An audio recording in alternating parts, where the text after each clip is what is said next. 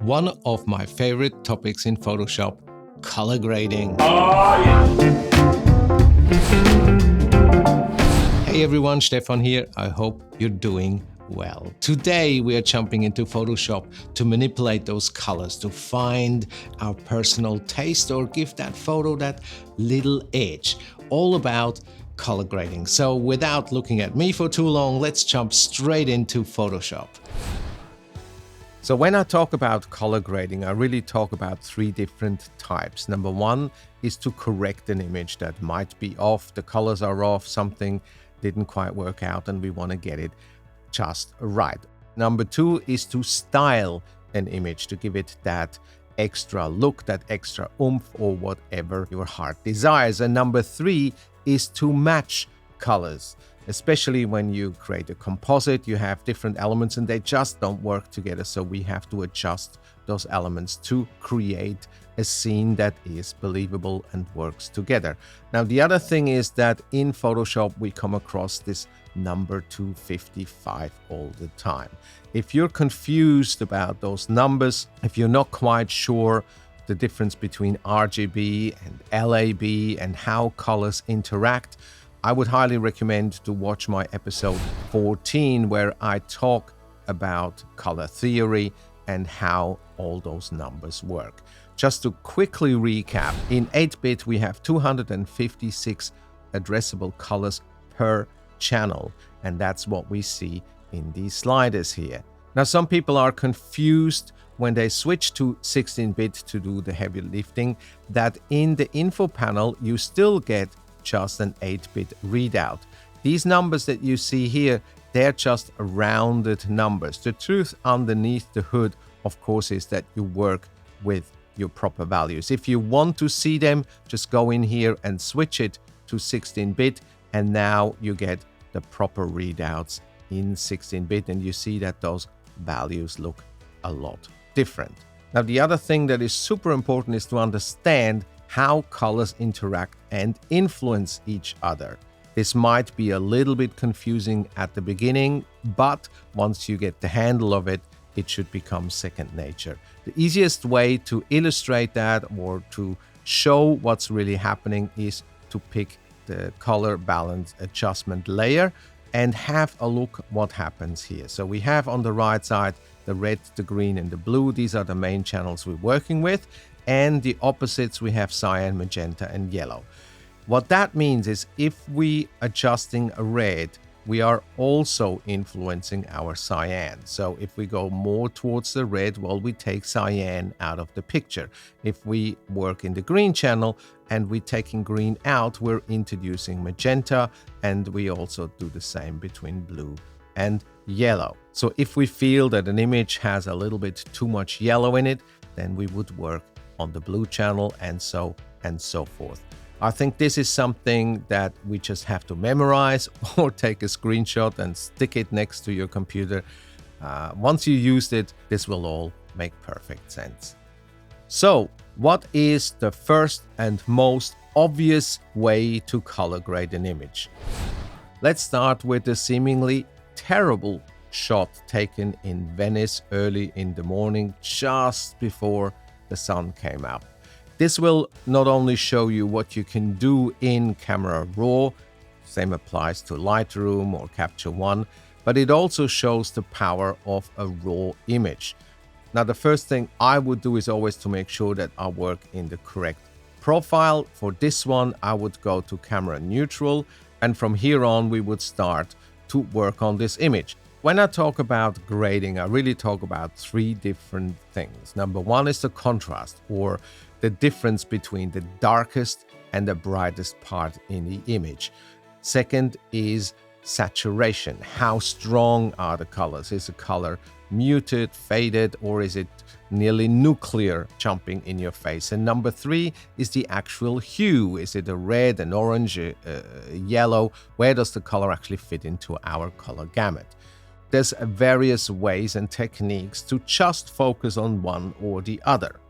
To start with contrast, the easiest way to really judge what's going on is to work without color. So I'll take the saturation down. Now in this case, I believe the highlights have to come down, I want to introduce a little bit more into the midtone, so I'm lifting the shadows. Now I feel like I'm losing a little bit of the oomph in the blacks, so I'll turn down the blacks a little bit, and I think that will be fine. At this point, I get the saturation back, and just this move already makes a difference also in terms of our colors. So if I look at this before and look at this after, that's already much better. So now let's have a look at our color temperature. Again, referring to my previous episode, episode 14, when we talk about LAB, you will remember those colors here. We have yellow and blue, and we have magenta and green. So we can now adjust our color temperature a little bit. Do we want it to be late afternoon? Do we want it to be in the middle of the night? Different colors create different feelings. So in this case, we can go a little bit more into the greens, a little bit more into the magentas. So that just creates that beautiful sky colors. Or do we want it early in the morning or a little bit later? So this is a question of taste. I think that looks pretty good. Now to go one step further, let's go into the color mixer, HSL, which stands for hue, saturation, luminosity. So in this case, we have the hue. Let's say we want the blues to be more on the blue sides and the purples to also go more into the blues. And then let's jump into luminosity, and we take the blues down because we want that beautiful sky there. We don't like the purple as much maybe here in the stone, so we take the luminosity down a little bit and then go into the saturation and do the same. And as you can see, we can boost this as we like it. So let's go back into the hues, adjust these a little bit, and then maybe introduce a little bit more yellow and a little bit more oranges. And you can jump in between these and play around with it. If you don't like to jump between those, just go into the color, pick your color, and you have the hue, the saturation, and the luminosity right next to each other. And that way you can adjust this just the way you like it. Coming from here, where it looks like a pretty hopeless snap, well, now it looks like a really cool scene. What if you have a ton of images and you want to apply the same thing? Well, you can simply create a preset for it. Here on the right, you have all those different tools, and the last one is called presets. Click on this little icon here, say create preset, put it in your own category, and then we call this Another Morning in Venice, and hit OK. As you can see, I've already created one of the presets beforehand just to play around with it, and I've also adjusted for the lens. So this is what we've just done, Another Morning in Venice, but maybe I like what I've done earlier better, and this is called Early Morning in Venice. Not too bad compared to where we actually came from. Wonderful. Before you click this open button on the bottom right, it's super important to change the settings down here. I'm not sure why this is so tucked away, but this is something that you need to change once and then you can forget it, but it's important to change it. So click on here, and in the workflow area, I personally always go into Pro Photo, which is the biggest color gamut I can work with, and 16-bit. And down here where it says Open in Photoshop as Smart Object, I click this, and I will show you in a second why. Hit OK, nothing seems to happen, but the settings, how Photoshop will open this raw file in Photoshop, are now set. So if I now click here, it will open this as a smart object with these things applied. So if I now want to change those raw settings, well, I can just double click this and I will go back straight into Camera Raw and I can make further adjustments. Maybe I want to lift those blacks or turn those blacks a little bit down further and go OK, and I'm back in the game. And even if I create curves adjustment layers or whatever, and I create these sort of things, and I'm just doing something crazy here to really mess it up, well, I still have access to my actual raw file that way. And we are working in ProPhoto 16-bit, so we will get nice and beautiful gradients. So these are the things that you would do before you even open an image in Photoshop, be it in Lightroom, in Capture One, or if you open your raw files in Camera Raw. So now that we are in Photoshop, I want to stress one thing. It doesn't matter how much color grading or styling you throw at an image. If an image is not that great, well, you can polish a turd to a certain point, but turning shit into gold is never gonna work properly. If you want to create great images, well, it starts with a great capture. This is a photo that is not the best. Nevertheless, it's one of my favorites. Why? This was shot in India, 3 guys that drive past in the tuk-tuk, and I could not help take this photo. Not only because they're so friendly, but also because of that t-shirt. It says, "Shoot people." Well, if someone drives past with a t-shirt like that, I just need to take a photo. And if you have a photo that means something, well, the color grade is just then the final polish. I see it so often that people try so hard getting a photo to look well, but if it doesn't start with a photo that is meaningful or a photo that has substance, even a color grade will not help it. Now, as I mentioned before, if we judge contrast, saturation, and hue, there are certain ways that can help us determine what we're doing. This is a good example. This is a shot of the goldfish market in Hong Kong, and it's not a special photo, but it has all those different elements, and it's good to demonstrate. So if you look at the layers palette here, I have one layer that I call luminosity check. It's nothing but a black and white adjustment layer without any further adjustments. In this case, well, we have bright whites and quite dark areas, so our contrast is fine. If I would need to adjust something, I would see it very quickly by just throwing a black and white adjustment layer on and then create my curves adjustment layer and make any kind of adjustments just for the contrast. The second thing is to judge our saturation. The white areas are very saturated, the blacker areas are less saturated. How did I get this? This is a selective color adjustment layer. And the settings are, if you look into red channel, the blacks are -100, same in the yellow, same in the green, same in the blue. So you have to go through all those and set them all to -100. In the whites, you set it to +100, in the neutrals to +100, and in the blacks to +100. Once you've done this, you don't want to do this ever again because it takes time. So you go to this little flyout menu and click Save Selective Color Preset. And that means that next time you open it up in your presets, you have it here and you will get this in one click.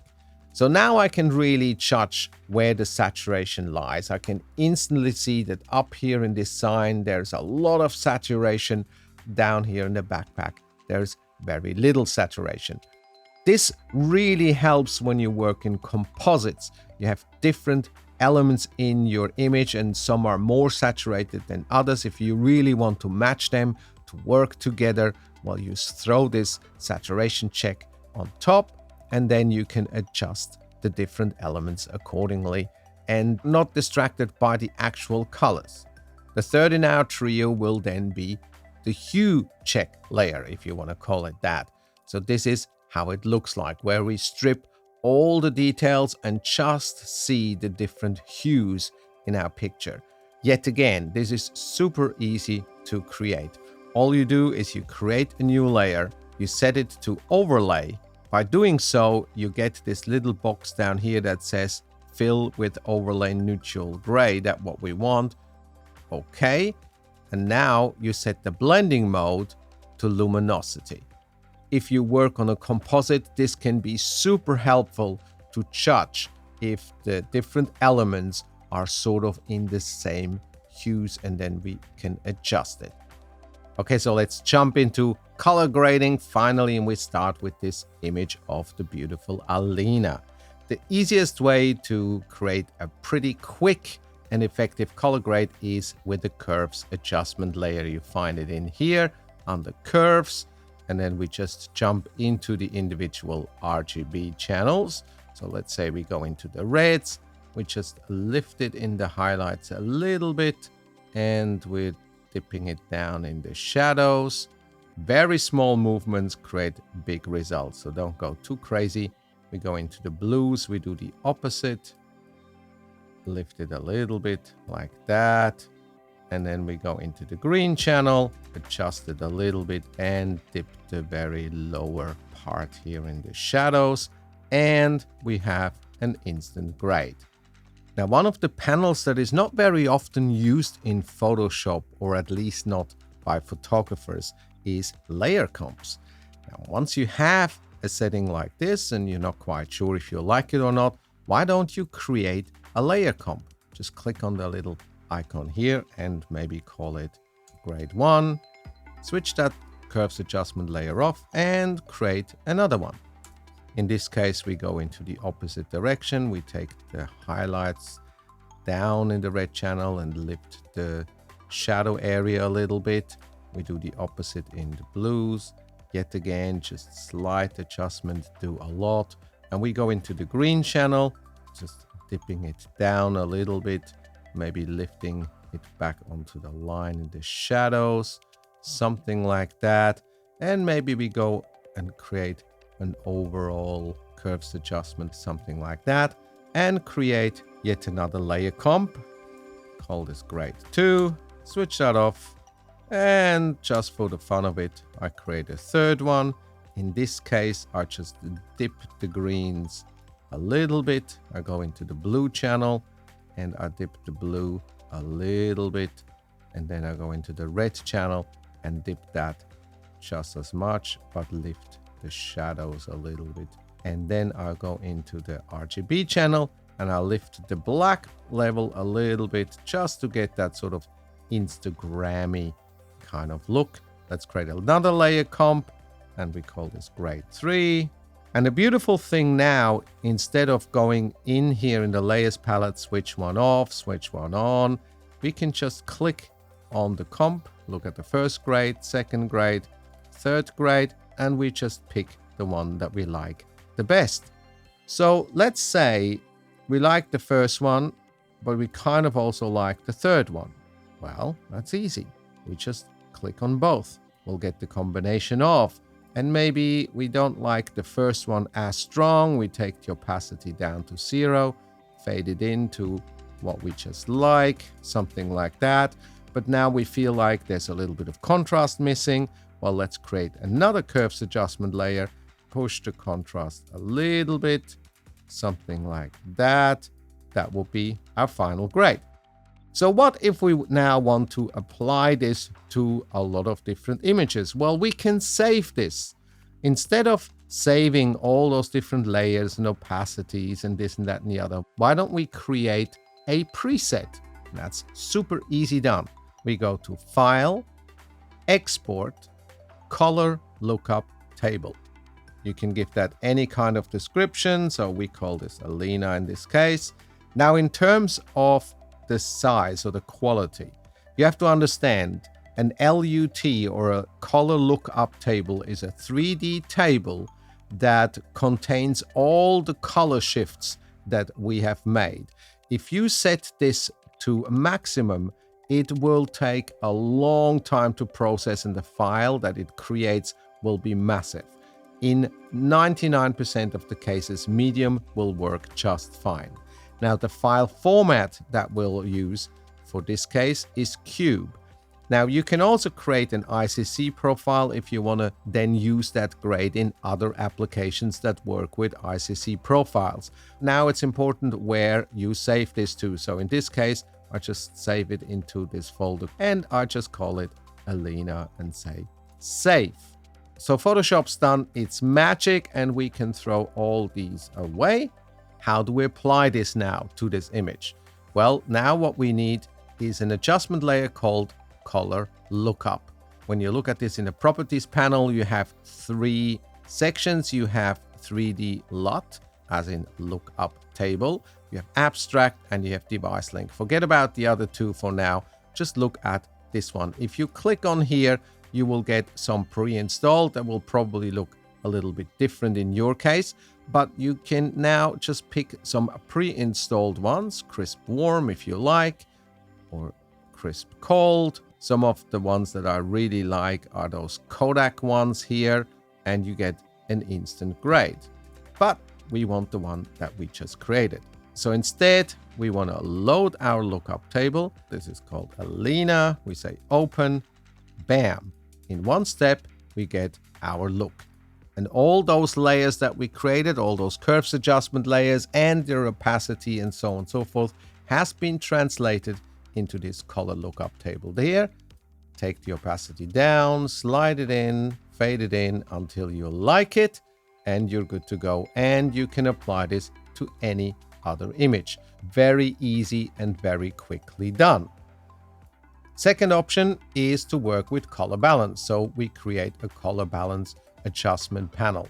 In here, you can adjust the shadows, the midtones, and the highlights. I generally start with the shadows. So let's say we want to introduce some blue tones into the shadows. So we maybe push it slightly into the cyan and into the blues. Then we go into the highlights. I'd like to have a little bit of yellow, a little bit more reddish in there. And then in the midtones, I usually correct between magenta and the greens. So either push it or turn it down a little bit. And we got an instant grade. So this is before, this is after. If you click Preserve Luminosity, you will see that in most cases, the blacks are sort of disappearing depending on the file that you have. Generally speaking, I leave that clicked off, so it only affects the colors. In this case, I feel the blacks are crushed. So in between, I would now create a curves adjustment layer, or it can be a levels adjustment layer, and just lift those black tones a little bit and then just dial it in a little bit. So that's not enough. And then, as we've seen in previous episodes, if you want this to only apply to the darker areas, you double click here in the empty space behind the name. So you get this dialog box. And now in the blend if sliders, you just take the lighter part down, hold the option key to split that slider. So now we'll only apply the black areas to this midpoint and then grade it out. So it will leave the highlights alone, and you can adjust these to your personal liking. So that's the color balance. Next in the list would be Selective Color. Now in Selective Color, we looked at that before to create our check layer. But in here, you can actually adjust all the different colors by themselves. How about we start in the neutrals? We just take the yellows down a little bit, push the cyans a little bit, and with 2 little sliders, you already get a beautiful grade. Selective Color, of course, goes a lot further, but to create an instant quick grade like this, well, 2 sliders in the neutrals and you are done. The next option is the channel mixer. So you apply the channel mixer as an adjustment panel.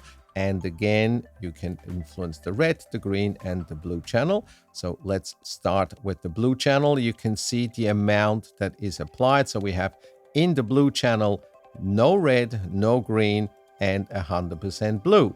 So how about we introduce a little bit more red into the blue channel and take a little bit of the blue out. And then we go into the red channel and we do the opposite. And then we go into the green channel. You very quickly get a really cool kind of grade. Now this is a little bit too strong for my liking, so I will take it down and just fade it in. And in this case, it might be somewhere around the 60%, and that looks pretty awesome. That's before and that's after. Now for a grade like this, I would then probably introduce a vignette just to really tie it all in. And the way to do it is to create another curves adjustment layer.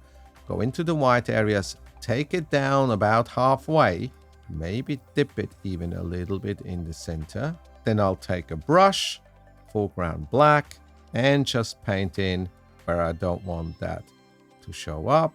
So now we have this blob. If you hold the Option key on the Mac and click on it, you see what you painted in.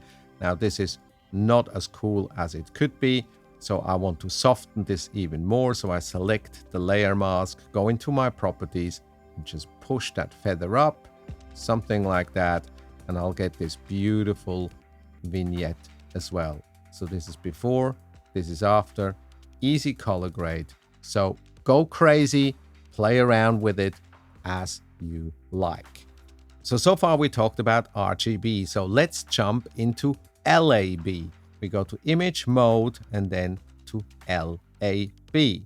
If we now create a curves adjustment layer, we can see that we now work with the lightness channel, an A channel, and a B channel. A and B channel for color, and the lightness, of course, for our contrast. So, as you hopefully remember, if we go down, we're introducing blue, as in taking yellow out. And if we move it up, we're introducing yellow, taking blue out. As you can see, the smallest little adjustment already has a massive influence in LAB. So you have to be very gentle with your adjustments.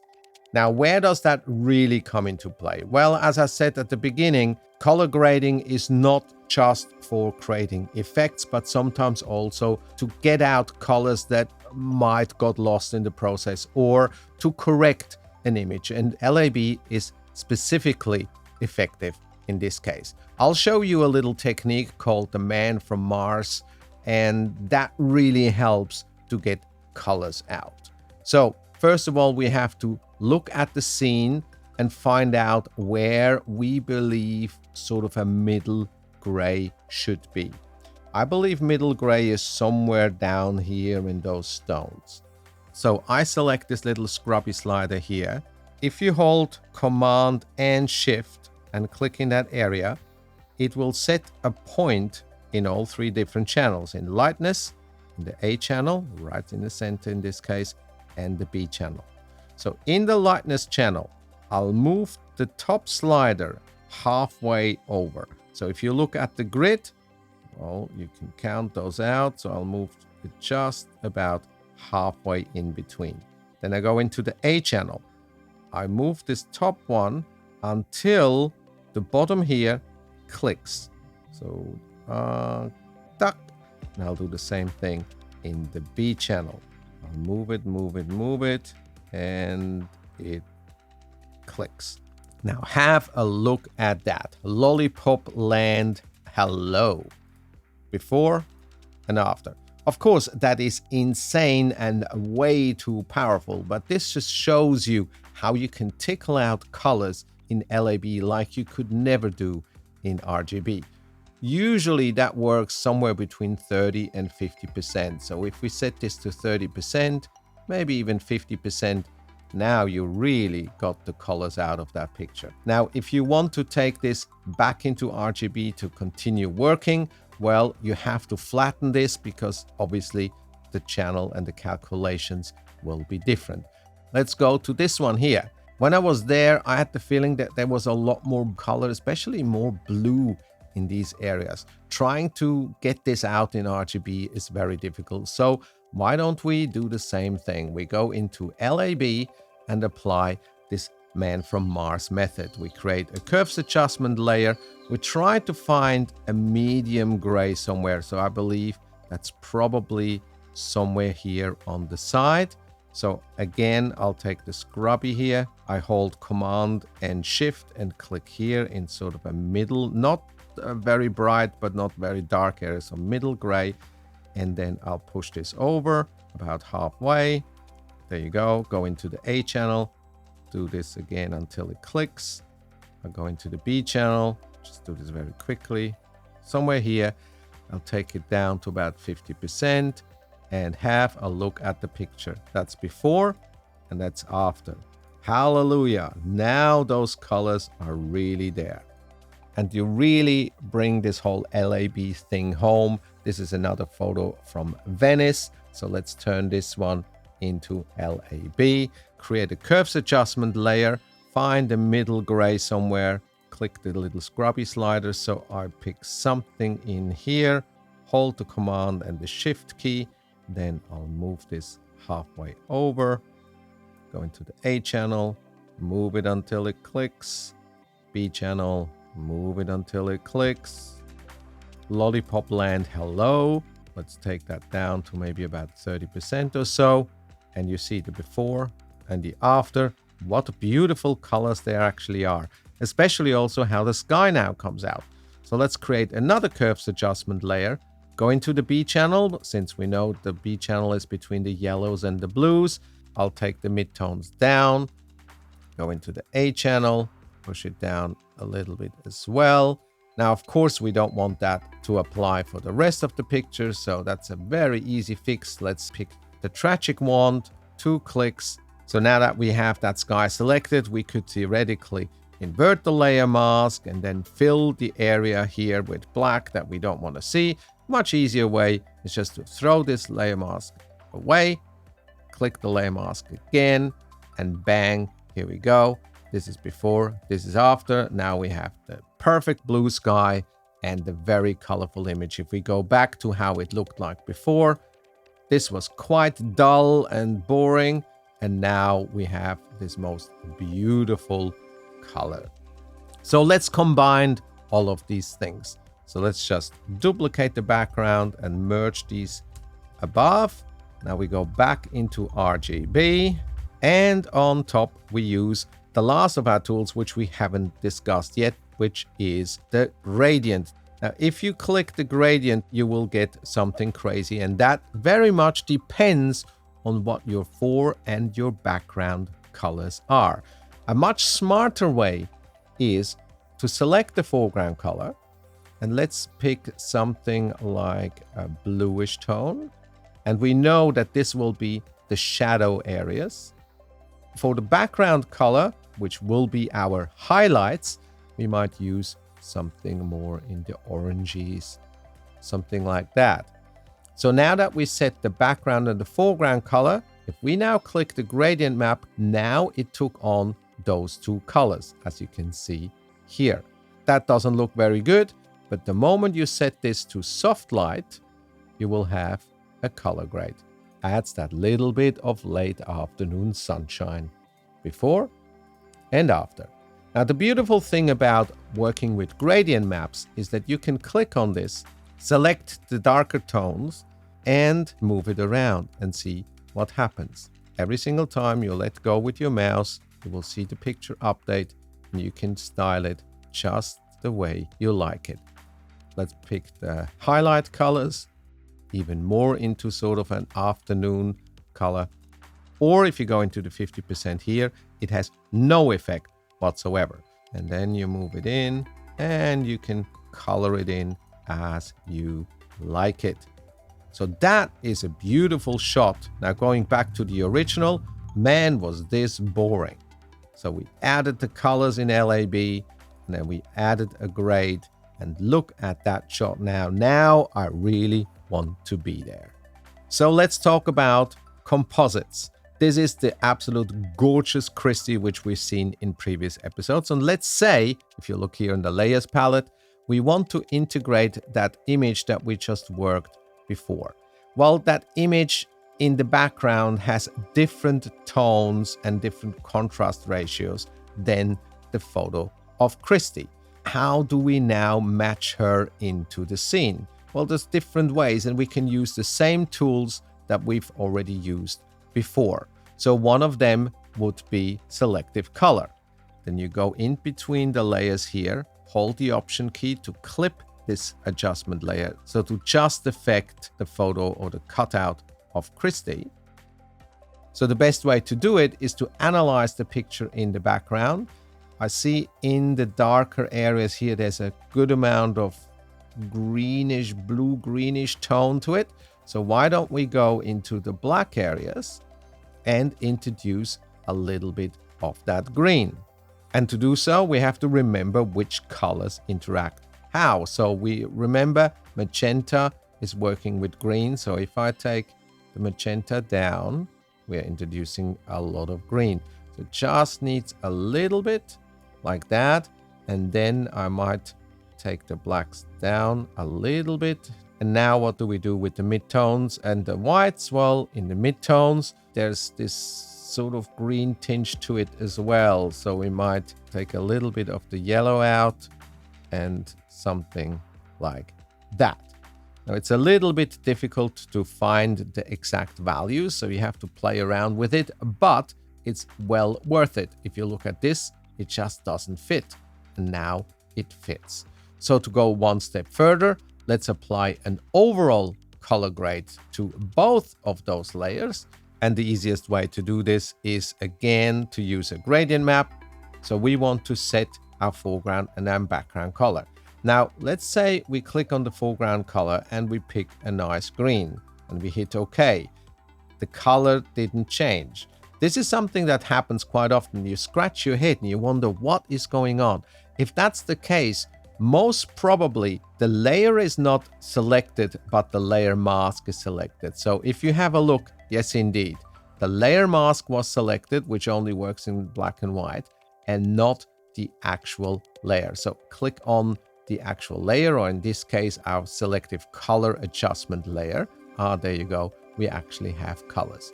So let's go and pick sort of a greenish tone, more of a muted greenish tone. Okay. And maybe we stick with this kind of yellowy tone. And now we apply a gradient map. Again, we have to set this to soft light. This is a little bit too strong for me. So I'll go back in here.